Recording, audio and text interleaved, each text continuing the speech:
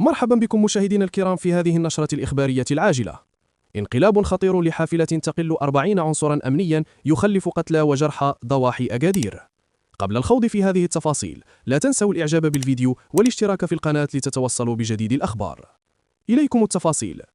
عرفت الطريقة الرابطة بين سيدي إفني وتيزينيت على مستوى منعرجات وادي أدبوشني المعروفة بخطورتها حادث انقلاب حافلة كانت تقل نحو 40 عنصرا من القوات العمومية كانوا في طريقهم من سيدي إفني إلى مدينة أكادير لتأمين المباراة التي جمعت بين فريقي الجير والوداد البيضاوي.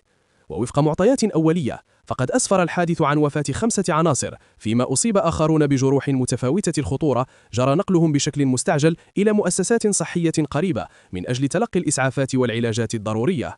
وأفاد شهود عيان بأن الحافلة فقدت توازنها أثناء عبورها منعرجات الوادي الوعرة قبل أن تنزلق نحو منحدر حاد ما أدى إلى انقلابها في مشهد خلف حالة من الهلع في صفوف مستعملي الطريق. وعقب وقوع الحادث استنفرت السلطات مختلف أجهزتها حيث حلت بعين المكان فرق الوقاية المدنية مدعومة بسيارات إسعاف ومعدات لوجستية لتأمين عمليات إنقاذ المصابين ونقلهم إلى المستشفيات.